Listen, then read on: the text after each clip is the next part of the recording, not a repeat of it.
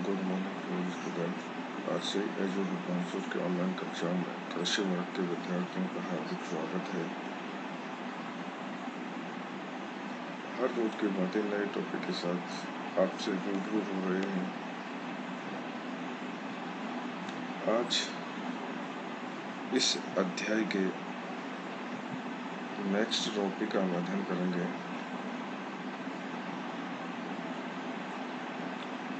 खरपतवारों का गुणन, प्रजनन, मल्टीप्लिकेशन ऑफ वीड्स। खरपतवारों के गुणन से क्या तात्पर्य है और किन किन विधियों के माध्यम से खरपतवारों का गुणन होता है, और इसका हम विस्तृत अध्ययन करेंगे। सबसे पहले हम समझते हैं कि खरपतवारों के गुणन अथवा प्रजनन से क्या तात्पर्य है। खरपतवारों के नए पौधों का जन्म देना अर्थात खरपतवारों की संख्या में वृद्धि दो माध्यमों के द्वारा होती है। तो गुणन से तात्पर्य होता है कि खरपतवारों के नए पौधों का जन्म होना और खरपतवारों की संख्या में वृद्धि होना ही खरपतवारों का गुणन प्रजनन कहलाता है। अब खरपतवारों में गुणन या प्रजनन दो माध्यम के द्वारा होता है। पहला होता है बीज के द्वारा और दूसरा होता है वानस्पतिक भागों के द्वारा। तो पहला पढ़ेंगे बीज के द्वारा। इस प्रकार से होता है कि विभिन्न एक वर्षीय खरपतवार वानस्पतिक वृद्धि के पश्चात प्रजननी अवस्था में जाकर बीज का निर्माण करते हैं और उस बीज से नए पौधों का निर्माण होता है। ये बीज के द्वारा होता है। वानस्पतिक भागों के द्वारा, वानस्पतिक भागों के द्वारा किस प्रकार से प्रजनन होता है।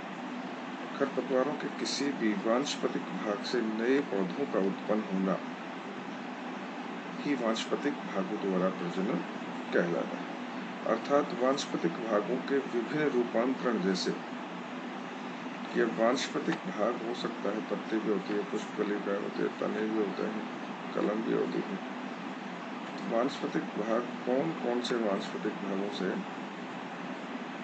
होता है। तो सबसे पहले वानस्पतिक भाग प्रकंद या जड़ स्कंद,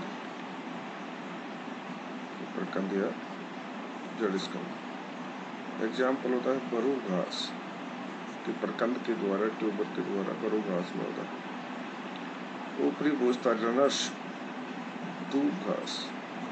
अंतर भूस्तारी सकर्स, हिरणखुरी। भूस्तारी का ऑफसेट, जलकुंभी। ट्यूबर्स होता है कंद, मोथा।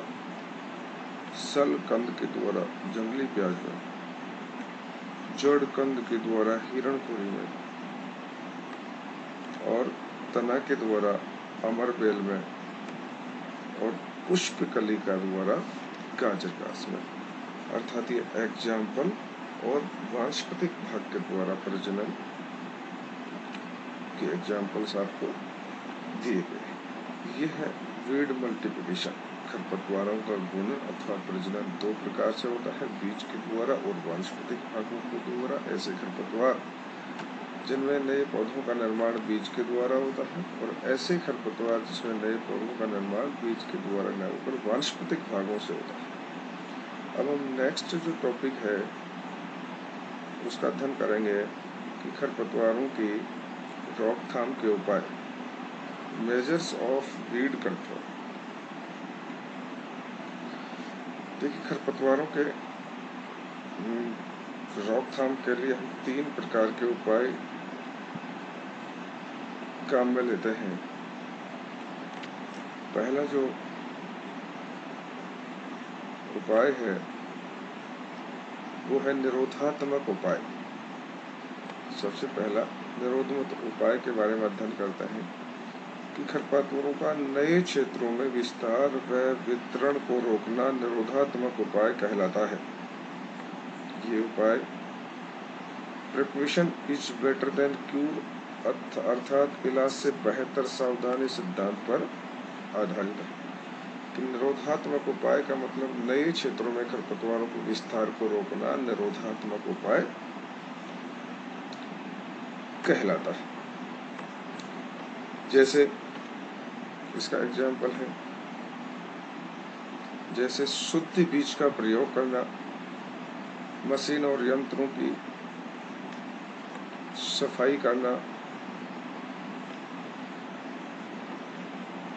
खरपतवार ग्रस्त क्षेत्रों में पशुओं के प्रवेश पर रोकथाम, खरपतवार ग्रस्त क्षेत्रों से मिट्टी नहीं उठाना, सड़क, रेल मार्ग और रास्तों के किनारों पर उपस्थित खरपतवारों को नष्ट करना, बीज ईंधन के अनुसार बीज में खरपतवारों के बीजों की मात्रा 0.1% से अधिक नहीं होना। ये उपाय पहले ही अपनाया जाता है, अर्थात दूसरे नए क्षेत्रों में खरपतवारों का विस्तार नहीं हो। ये निरोधात्मक उपाय में है। अब उसके बाद में है खरपतवारों का उन्मूलन। उन्मूलन से क्या तात्पर्य है? किसी विशेष क्षेत्र में खरपतवारों को पूर्णतः नष्ट करना। इसकी परिभाषा है, किसी विशेष क्षेत्र में खरपतवारों को पूर्णतः नष्ट करना ही उन्मूलन कहलाता है। अब हम एक वर्ड से तीसरा जो उपाय है खरपतवारों का नियंत्रण। नियंत्रण किसे कहेंगे? अब तक हमने निरोधात्मक उपाय के बारे में अध्ययन किया है, उन्मूलन का अध्ययन किया है और अब हम नियंत्रण का अध्ययन करेंगे। किसी विशेष क्षेत्र में खरपतवार नियंत्रण की विभिन्न विधियों के उपयोग से खरपतवारों की संख्या को इतना कम कर देना ताकि मुख्य फसल आसानी से उग सके, वह नियंत्रण कहलाता है। किसी विशेष क्षेत्र में खरपतवार नियंत्रण की विधियों द्वारा खरपतवारों की संख्या इतना कम कर देना ताकि मुख्य फसल आसानी से उग सके, वो खरपतवारों का नियंत्रण कहलाता है। अब सबसे इम्पोर्टेंट है कि खरपतवारों का जो नियंत्रण होता है 4 प्रकार के विधियों के द्वारा होता है। कितने प्रकार के विधियों के द्वारा होता है? 4 प्रकार के विधियों के द्वारा होता है। ये बहुत इम्पोर्टेंट है कि हम एक एक नियंत्रण की विधियों का अध्ययन करें। जैसे 4 जो विधि होती है वो कौन कौन सी विधि होती है? तो सबसे पहले उन्नत या शस्य विधियां कि सबसे पहले होता है शस्य नियंत्रण। उसके बाद में होता है यांत्रिक व भौतिक नियंत्रण। सबसे पहले शस्य नियंत्रण, यांत्रिक या भौतिक नियंत्रण, मैकेनिकल या फिजिकल कंट्रोल, रासायनिक नियंत्रण, केमिकल नियंत्रण और चौथा होता है जैविक नियंत्रण। इस प्रकार खरपतवारों का नियंत्रण 4 प्रकार की विधियों के द्वारा होता है। अब इन विधियों का अध्ययन करने से पहले एक इम्पोर्टेंट टॉपिक है कि प्रिंसिपल्स ऑफ वीड कंट्रोल, खरपतवार नियंत्रण के प्रमुख सिद्धांत। खरपतवार नियंत्रण के प्रमुख सिद्धांत कि हम इसके बारे में अध्ययन करेंगे। खरपतवार नियंत्रण के प्रमुख सिद्धांत कौन से?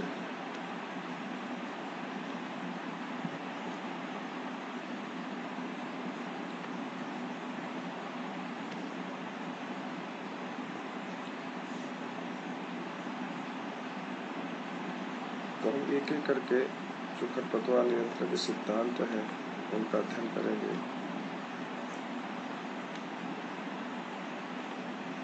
खरपतवार के जीवन चक्र, प्रजनन, प्रकृति और प्रकीर्णन के बारे में जानकारी होना आवश्यक है, जिससे समय पर खरपतवारों का नियंत्रण हो सके। कौन कौन से सिद्धांत हैं उनके बारे में हम अध्ययन करें। सबसे पहले खरपतवारों की प्रकृति, नेचर ऑफ वीड्स के बारे में हमें जानकारी अवश्य होना चाहिए। अर्थात कि खरपतवार शुष्क क्षेत्र की है कि जलीय अवस्था की है कि उसी के अनुसार उसका नियंत्रण किया जाना चाहिए। ये पहला सिद्धांत है खरपतवारों की प्रकृति। उसके बाद में नेक्स्ट है खरपतवारों का जीवन चक्र। जीवन चक्र के बारे में हमें जानकारी होनी चाहिए कि 1 वर्षीय खरपतवार है या 2 वर्षीय खरपतवार है या फिर बहुवर्षीय खरपतवार है। जीवन चक्र के बारे में जानकारी होने के बाद ही नियंत्रण के उपाय अपनाने चाहिए। उसके बाद नेक्स्ट होता है सुषुप्त अवस्था का ज्ञान, कि कौन से समय में खरपतवार के बीज सुषुप्त अवस्था में होते हैं, अर्थात सुषुप्त अवस्था में जब होते हैं उन पर किसी प्रकार का नियंत्रण नहीं करना चाहिए, अर्थात उस समय वो खरपतवार नियंत्रित भी नहीं होते हैं। तो सुषुप्त अवस्था के बारे में भी जानकारी होनी चाहिए। खरपतवारों की सहनशीलता, कि चौड़ी पत्ते वाले खरपतवार हैं या संकरी पत्ते वाले खरपतवार हैं, ऐसी जानकारी रखने के बाद ही खरपतवारों का नियंत्रण अपनाना चाहिए, क्योंकि चौड़ी पत्ते वाले खरपतवार जैसे 2,4-D से नष्ट होते हैं, वही संकरी पत्ते वाले खरपतवार अलग खरपतवार नाशी से नष्ट होते हैं। इस प्रकार ये अलग अलग शाकनाशी होता है, तो इनकी सहनशीलता के बारे में जानकारी होना चाहिए। उसके बाद में खरपतवार की प्रजनन विधि, खरपतवार की प्रजनन विधि, खरपतवार किस विधि से प्रजनन कर रहा है, बीज के द्वारा प्रजनन कर रहा है या फिर वानस्पतिक भाग के द्वारा प्रजनन कर रहा है, उसी के अनुसार खरपतवार नियंत्रण की विधियां अपनानी चाहिए। क्योंकि कई बार खरपतवार बीज बनने से पूर्व भी हम नष्ट कर देते हैं, लेकिन फिर भी वो वानस्पतिक भाग से प्रजनन कर लेता है। उसके बाद में नेक्स्ट होता है खरपतवार के प्रकीर्णन का ज्ञान। प्रकीर्णन का मतलब कि खरपतवार किस तरीके से फैल रहा है, तो ये भी हमें जानकारी होना चाहिए। बीजों की जीवन क्षमता का ज्ञान, ये भी प्रिंसिपल है कि बीजों की जीवन क्षमता का ज्ञान, कि खरपतवारों की लाइफ क्या है, 20 साल 30 साल, तो इनके बारे में हमें जानकारी अवश्य होनी चाहिए। और इन खरपतवार नियंत्रण के सिद्धांतों के बारे में जानकर ही खरपतवार नियंत्रण की विधि का चयन करना चाहिए। तो इस प्रकार आज के टॉपिक में हमने विस्तृत अध्ययन किया है खरपतवारों का प्रकीर्णन अथवा गुणन का प्रजनन अथवा गुणन का अध्ययन किया है कि 2 भागों से, बीज के द्वारा और वानस्पतिक भागों से। उसके बाद में नियंत्रण के उपाय, मुख्यतः 3 उपाय अपनाए जाते हैं। सबसे पहले निरोधात्मक उपाय, दूसरे बाद में उन्मूलन और तीसरा नियंत्रण। नियंत्रण में 4 प्रकार की विधियां अपनाई जाती हैं। पहले सस्य नियंत्रण, उसके बाद में यांत्रिक नियंत्रण, उसके बाद में रासायनिक नियंत्रण और जैविक नियंत्रण। फिर हमने अध्ययन किया है खरपतवार नियंत्रण के सिद्धांतों का। तो आज की क्लास में केवल हम इतना अध्ययन करेंगे। नेक्स्ट क्लास में नए टॉपिक के साथ फिर हाजिर होते हैं। धन्यवाद।